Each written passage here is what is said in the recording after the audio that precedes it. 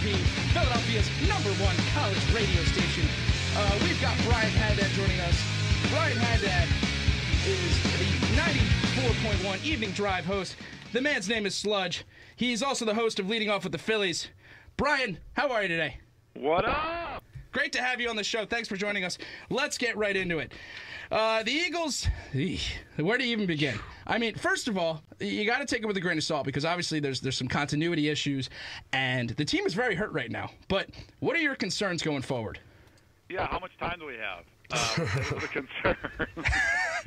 I mean, I guess my first thoughts are after the game, and after the first four, of course, not just the game, but the whole thing, is that there are a lot of problems. And it's fearsome to think that they can't get corrected now. This is something that's going to take, this is a season issue. And obviously the offensive line is a huge problem. And a lot of people point to the offensive line stuff first. And like they did the same thing with Nick Foles last year. Like a lot of people will say things to that nature of like, well, the line's down, so the quarterback looks worse. The running game can't happen. And, it's all like a linear thing. But the problem is it's not just the offensive line. It's obviously coming from the coach. It's coming from Sam Bradford, DeMarco Murray's frustration and not getting holes and not like he did in Dallas and not being able to run, and also maybe the issue of how many times you're going to get the ball. The defense looks good at times. Yeah, it looks great, frankly. Byron Maxwell's still suspect. But also, as a stat, I was talking with Ruben Frank the other night that he found I thought was pretty incredible, that since about 1983, teams that average 41 minutes on defense are 3-108 in their record. And that's a pretty, a lot of statistics can be bent either way to kind of predict what your future is, or people can always take some stat. Oh, he's throwing 61%, like Sam Bradford's not the most horrible thing on earth. He's throwing for that. Well, you take that stat right there, and that's a pretty telling stat that tells you he has to care about time of possession. He has to start caring about it, start making adjustments. And as I said, there's a whole list and a whole list of things that are wrong. That's the problem. I've never been a Sam Bradford guy. I don't believe in him. I don't think he'll ever be a guy that's going to be convincing on this team or any team. I just think it's not his fault. He probably missed his window for success with the injuries. So that's another thing that's going to have to restart. Unless he showed a good second half. He didn't have a bad game in the last game, but you can't play a half of a game and win. He keeps missing throws. I agree. He's just not that kind of guy who's going to carry your team to the promised land, frankly. I think Nick Foles was a much more accurate quarterback. Yeah, I wasn't a Nick Foles lover, but you can say a couple things about Nick, that he did actually move out of the pocket and give some kind of threat of, dare I say, Nick Foles, like everybody wanted to say he was drafted by or recruited by Georgetown to play basketball, so the guy can move, and he did move a little bit. Bradford looks petrified, and I'm not the first person to say that, but his accuracy in the preseason, you're not seeing it now. And then the first thing, again, people will say is, well, everybody's dropping the ball. Even Sproles had a drop. But if you go back and I watched the game, twice, and you watch it again, that pass was low and down, even on a short guy like Sproles, to his knees. So, sure, it was a catchable ball, but it wasn't a good pass. So some of these drops are the receiver's faults, but some of them are his too. And then some of his passes are just blatantly way off. Brian, this is David Hennessey here. I have a question regarding the quarterback situation. In the long run of this season, what do you think is going to be the bigger crippling issue for the Eagles? Which do you think they can overcome, the quarterback or the wide receivers?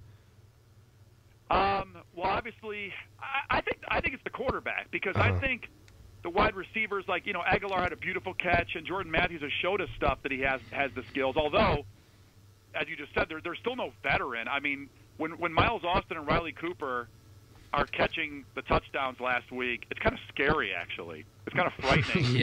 I mean, Miles Austin should be retired, and Riley Cooper is really on the team because he had one awesome year when Deshaun was here and Macklin had the ACL gone. So, there's been no proof yet that he can do it without having Deshaun on the other side, because he hasn't done it, or at least they're not getting it to him. He's the big receiver. He should be the red zone receiver. He hasn't been.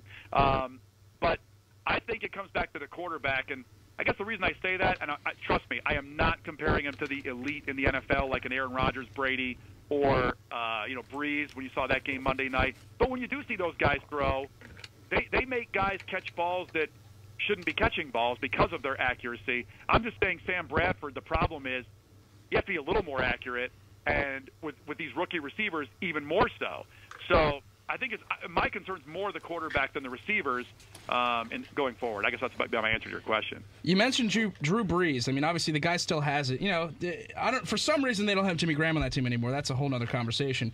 But I want to get your take on this week's game. I mean, let's just forget about this game. It was an in-division game. We're only one game back. It's hopefully there's some things to hope for. But what are your thoughts going into the Saints game?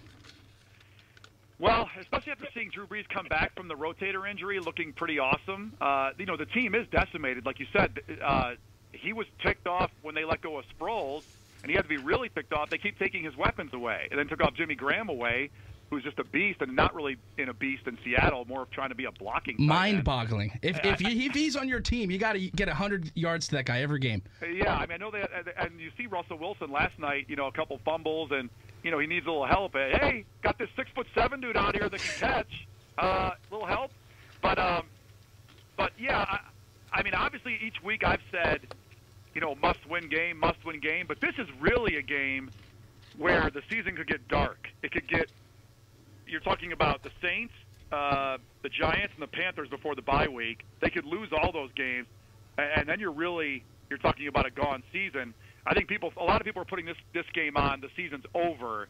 I wouldn't say that even if they lose this game with the Saints, but each game, it's just the clock's ticking, and you're not. And that's again going back to what I'm not sure what they can fix right now, unless there's a lot of offensive linemen on the street. I think Chip said, but certainly none of them are here, and I don't know what they're going to do. He thought he could get along with backup guards and even backup guards, and that's not the case. And one of the points I like to point out all the time is everybody talks about Evan Mathis and that situation and, the head case and he was going to walk. Well, he had a contract. He never said he was going to walk. His agent tested the market. He wanted more money because everybody else on the team, when Kelsey got the contract, he felt slighted or whatever. He wanted more money. He had a nice contract, but he had a plane ticket to show up to mandatory camp. He skipped voluntary camp because he was trying to make a point. He was trying to call Chip's bluff. When he did that, it must have ticked Chip off. And then Chip, they let him go. Now, Chip said in the press conference, when somebody asked that, he said if he didn't get a new deal, he would not play. But Evan Mathis had tweeted out a plane ticket coming to mandatory camp. Big mistake. Huge mistake if that's all true and that's all accurate, because it shows the arrogance coming out of my way or highway.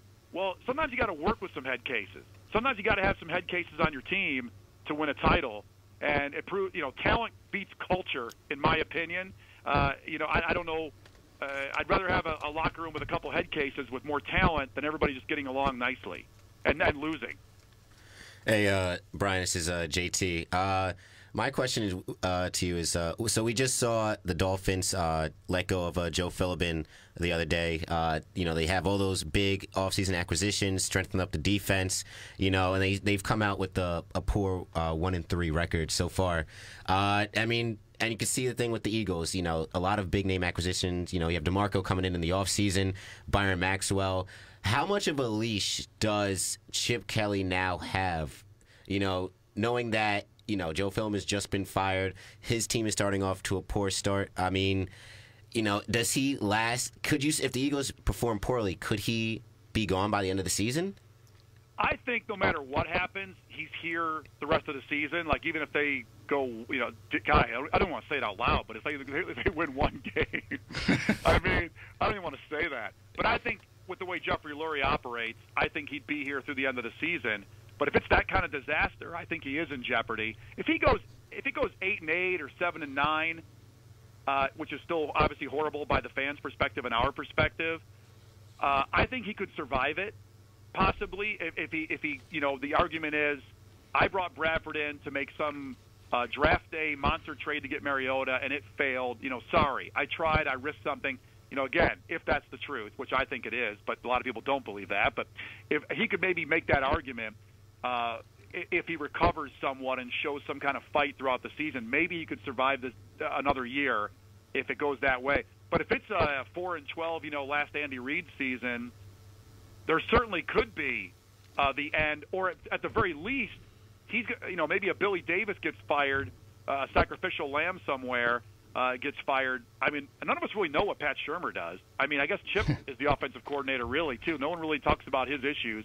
They always talk about Billy Davis. When Billy Davis has to have guys out there for 41 minutes, and I'm not defending Billy Davis. I think he's made some mistakes, but I'm just saying it's not all your fault when you go back to the 41 minutes on defense, and the players are defending the system by saying, hey, we're not tired, we're good. But you know they are. The 90-yard, 5-minute drive at the end where they barely could blitz Kirk Cousins. I mean, they couldn't get a hand out. They couldn't put Kirk Cousins in the dirt. Something's wrong there. So I could see a sacrificial lamb somewhere that might not be Chip, but if it goes 4-12, something that bad, I could see it happening. I could see him out of here, which would be massive because 3 years and you're out, then you got to restart the whole thing over again. Think there's an opening in Tennessee soon? With what, Wisenhunt? Yeah. I was actually living in Phoenix when he was out there. I never liked him as a coach that much. He was a defensive guy, and I thought with Mariota going there, I thought that he's not going to be able to do with Mariota what a different kind of coach would do with him. I don't know. That's interesting to see what would happen there, and of course, Miami too. It's interesting to hear the stuff with Miami, how Philbin was telling the practice squad to take it easy on Ryan Tannehill.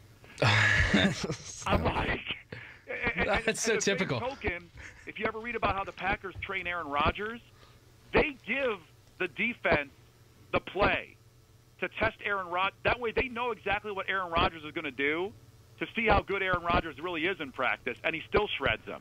Now, again, I'm using the best guy in the league for an example, which isn't fair, but still, that's how they train, whereas they were saying, hey, you know what, take it easy on Ryan. Let him have a couple catches to build his confidence up. Really? That's your coaching method? Well, you see how far that got. Right? I think that's part of the reason why he's gone in the middle of the year, getting back to your original question, that that organization is not the Eagles and not Jeffrey Lurie. So I find it hard to believe anything will happen mid-season, no matter how bad it gets. But if by the end of the season, something could easily happen. Sludge, you were quoted earlier this year that you were trying out for the Sixers. How's your training coming? Wait, who said that? Me? Oh yeah, you did. I did. Well, funny thing is Spike Eskin here got told. I guess they do open tryouts, and I was actually going to go and fully do it and get there. Now, when I realized that the guys trying out are total legit, keeping it 100 ballers, I thought it would be kind of a fun joke. But I said, you know what? I really can't get my face broken with an elbow and then be off the air for a couple months because I wanted to try out for the Sixers. So, sadly, the real I'm being fully honest. I did not make the tryout, but I did, and I just screwed up my back recently, probably reaching for the remote recently. So I don't think it's going to happen again this year, but I will play the 3 minutes at halftime of a Sixers game in the Philly Pal charity game again and throw up. I had 2 turnovers and a runner that almost went over the backboard in a minute and a half of play. So we'll see how that goes. That's the next season. Brian, where does the name Sludge originate from? I can't. First off, I'll never tell the exact story because then it will ruin the allure of it because it's probably not that interesting. But I worked in rock radio stations before I got into sports talk like 4 years ago. So I always did talk a lot of sports, but I worked at a station with people named Man Cow, Turd, Freak, Al Roker Jr. So it was just one more crazy name on the radio station. It didn't seem crazy at the time. Now, this place, it stands out because we have real people names here. But at my previous life, I was just one of the insane people in the asylum. Weren't we all? Yeah, right. Well, I see you at the. On that note, will I see you at the Rock Allegiance Festival?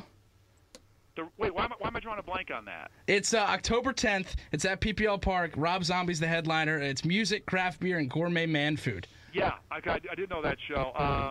Yeah, what do you want to do? You want to go push over some 14-year-olds in the pit? Oh, we'll do that. Sure. I'm there for the beer. That's a great. I love that place, by the way. I did the rugby tournament. I hosted a rugby tournament out there like a couple months back, and it's a shame that I don't know who's been to that park for the Union or not, but it's real scenic over there, at least on the water and the bridge and everything. It's a nice park. Okay, on that note, we're up against it, Brian. I want to thank you very much for joining the program today. No problem, guys. Thank you for having me on. Take care. All right, see ya.